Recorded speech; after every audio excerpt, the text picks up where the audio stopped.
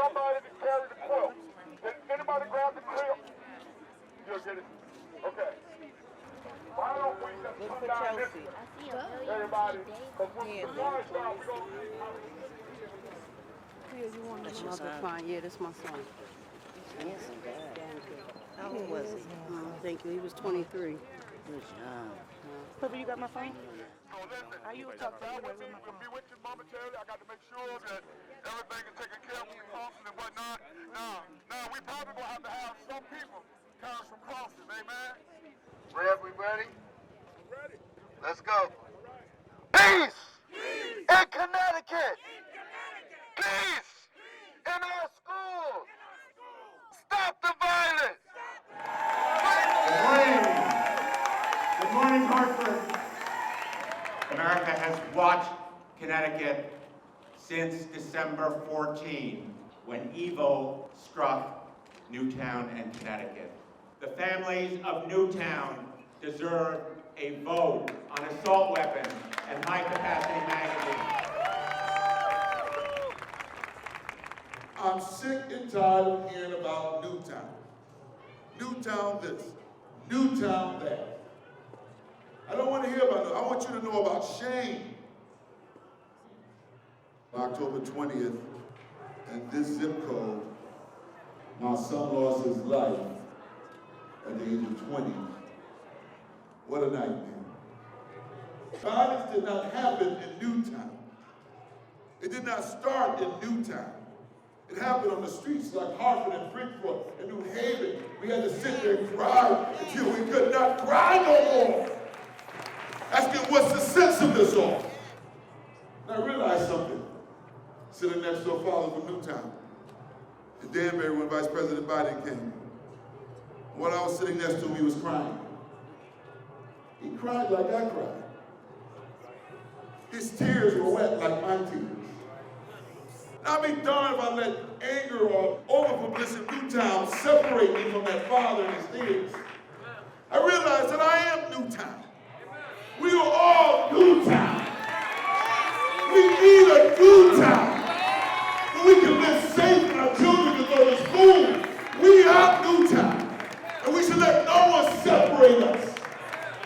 I got a message for the sons and daughters of Charleston, Essex that want to hold on to their guns and their magazines and their way of life.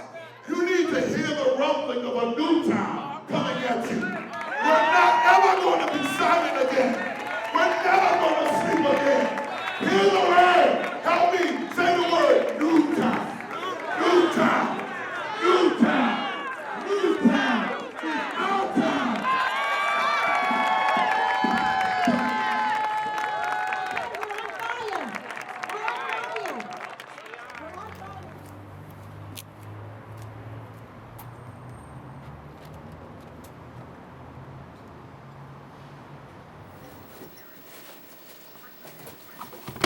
What you do when you work for a small church, can't afford to pay you full time. You get a job. Shane, his mother, Janet, and I, we met Vice President Biden in February when he came to Danbury in a room full of suburban parents who lost their children and was invited in. The Sandy Hook parents were invited in. And then we were broken into separate rooms, never to bring us back together. We waited for 4 hours while he met with the Sandy Hook parents, and then he finally came in. We told Vice President Biden that there was a lot of pain and frustration in this room. And he sat back in his chair and said, I wondered when that was going to come out. I appreciate you saying that because I expected it. Because if it wasn't for Newtown, you're right, we wouldn't be talking about it. And yes, you are a footnote, an appendage of a larger conversation. But while the conversation is being had, we as urban community got to organize ourselves and get something out of it as well. So I respected him for that, the honesty and putting it out there like that. Nothing wrong with the way people responded to the tragedy in Sandy Hook. We can learn from that should be the benchmark. And every other parent deserves nothing less to be treated like that and be thought of like that.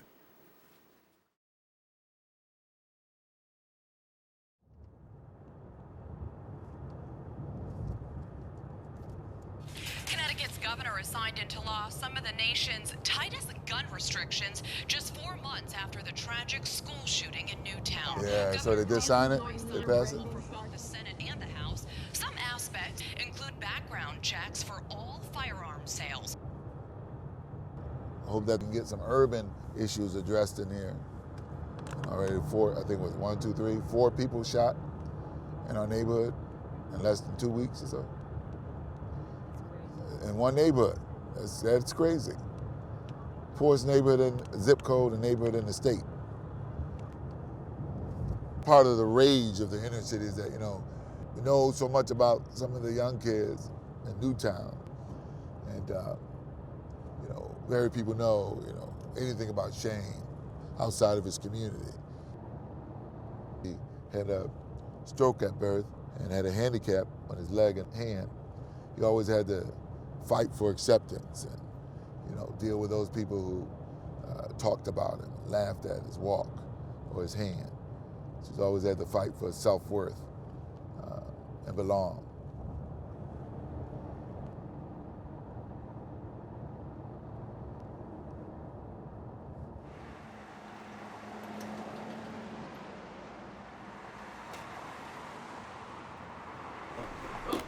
How you doing? Pastor Saylor, how you doing? How you doing? Hey, good to see you again. Hey, how you doing, man? So welcome to Newtown. Yeah, my first time here. Your son was murdered before Yeah, Newtown. in October. It was in October last year. And now, what were the circumstances? It was like like he was just in the wrong place at the wrong time? Yeah, somebody was in the wrong place at the wrong time. I don't know about you guys, but before the events here in Newtown, I don't think I had ever met a parent or anyone else who lost a loved one from gun violence. And I think people, when they hear about gun violence in the inner city, they think, oh, those are just gangbangers shooting each other. And they don't feel it's hard to find a soft spot in your heart for criminals shooting each other. But what they don't realize is so many innocent people that are just, It's the unfortunate reality of we've been asleep. This has awakened us. And as you said, Hartford, we are all Newtown. We're losing just too many of our children, too many of our loved ones. And it's just enough. We have stories in our urban centers that are so important here that nobody's hearing them. And I heard them in passing before Newtown, but did I really want to hear them? Probably not. I probably didn't have that passion for that. And now I do. I want the stories of mothers and fathers who've lost loved ones to be told. I want America to have to look at itself and say, what are we doing as a nation within all of our communities that we're allowing this to continue to happen?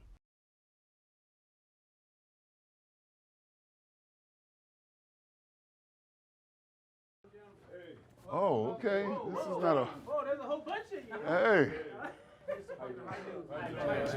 You got a lot of work to do. Yeah, we got a lot of work to do. But we're doing a lot of work in Connecticut, and Connecticut just passed the strictest gun safety legislation in the whole state. Now California trying to catch up to y'all, That's right. It just matters so much that you're all here. You play a very unique role. In the kind of crass political way, you give people political cover. Someone who needs to be able to tell NRA leadership why they've changed their position. They say, well, I met with a dozen clergy last week from Hartford and from New Haven and from Detroit and from Newtown. And I heard their stories and I heard their pain, and that's why I've done it. I've done a lot of research. There's not a lot of conversations that clergy have actually had about the theology of the gun. Theology of the gun. Hey, that makes sense right there. You preach it, Doc. Well, and come on and preach to me, brother. Come on and preach to me. Now is the time. It's time for us to stop talking about it and start being about it. So we can have this dialogue around the table, but only until we go back and galvanize the clergy and collaboratively work together. So I like this idea though about trying to have a common lead-in phrase. something that rolls off your tongue. Exactly. Yeah, we're all Newtown. We're all Newtown. That sounds good though. We're all Newtown. It's true. We're all Newtown. That sounds good. Yeah, that's easy. That's easy. And we need a Newtown. Who are these people that are doing it? Some of the other advocacy groups where they're reading names of the 3,000 plus, 3,300 who have died since. How long it takes to read that many names? It takes a while. John O'Brien, age 3, February 20th. Y'all are here for the event tomorrow? Pastor Saylor. Hi, How you Pastor doing? Saylor. How How are you doing? you? How you doing? I'm glad to see you. He lost his son to gun violence. She Yeah. just a couple months, well, less than 2 months before Newtown. February Oh, 19th. that's horrible. Yeah. That's horrible. So I'm one of the lucky ones, Pastor. My daughter Emily was shot and injured Mhm. at Virginia Tech. Oh, That okay. massacre 5 years Okay, ago. how's she doing? Yeah. She's doing okay. Good, okay, good. She's doing okay. Good. Richard Lakeman, 75, February 24th, 2013, Little Falls, Minnesota. Cynthia Lakeman, 45. Yes, God bless you. February. God bless you. God bless you. Thank you for doing this. Thank you for doing this. There are a lot of people punching at this tiger. That's it. Punching at this tiger. Hopefully he'll move. Some movement out of him. Let's see.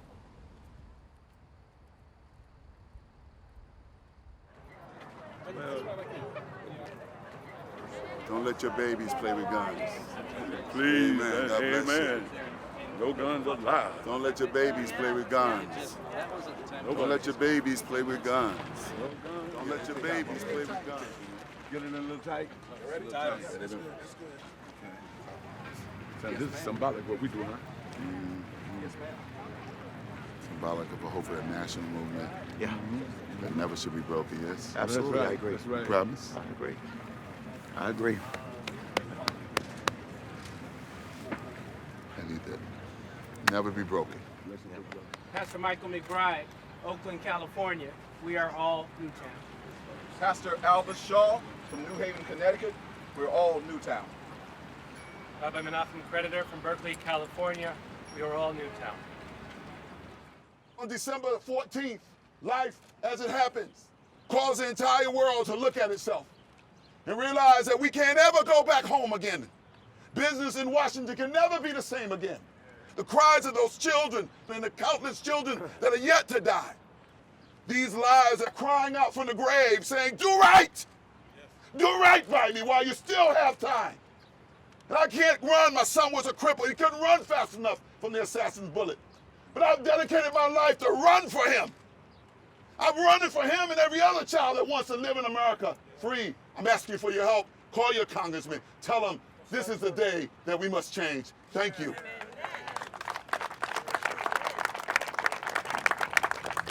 Children cry out. Rabbi Shaul Kramer.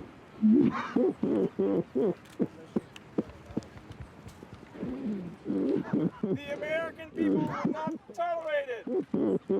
So why do we tolerate that same number of people being gunned down in the streets of America? The American people would not tolerate it.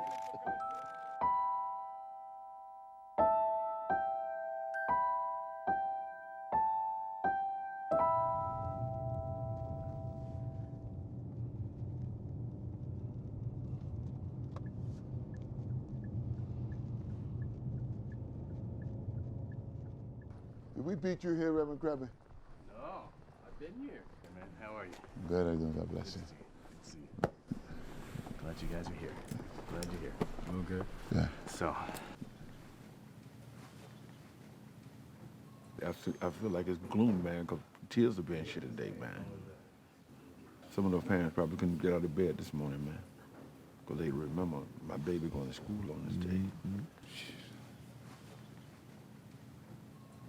You know, what was the last thing that Shane said to you? I wanted to ask you that. Can you remember?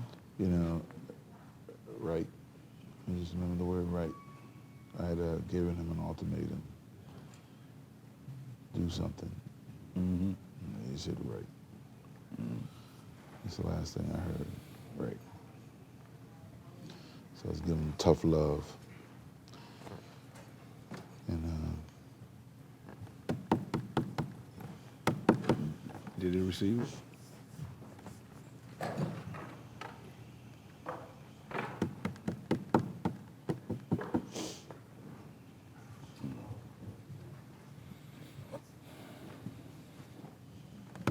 You gonna be able to do this today? yeah, I'm good. Okay. I'm good. All right. I'm not too far away. Mm-hmm. You know that.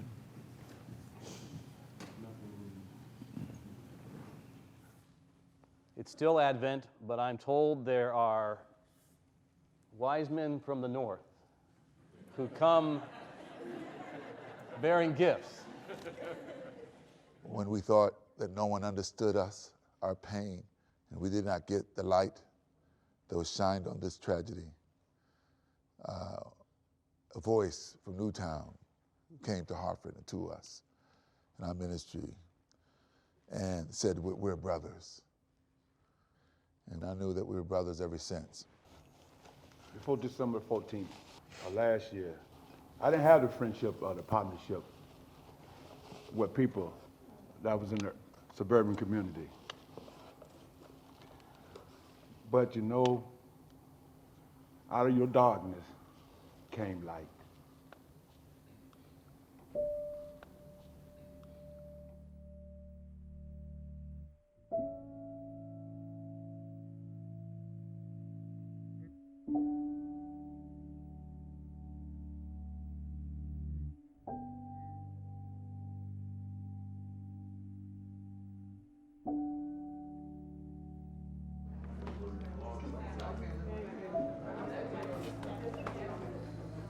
Well, we do thank you for coming and being with us.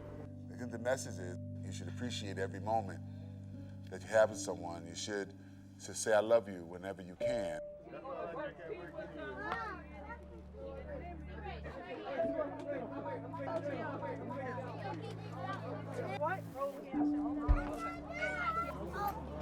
It's going, it's going.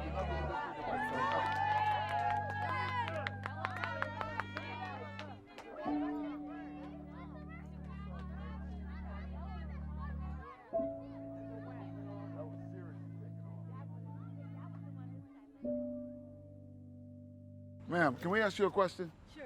We'll get you. We're you know who Reverend Brown is? You probably seen him at the Vigils, right? How you doing? Nice to meet you too. How you doing? You live in this community? I do. I live right on Barber Street. Do you walk out at night in this neighborhood?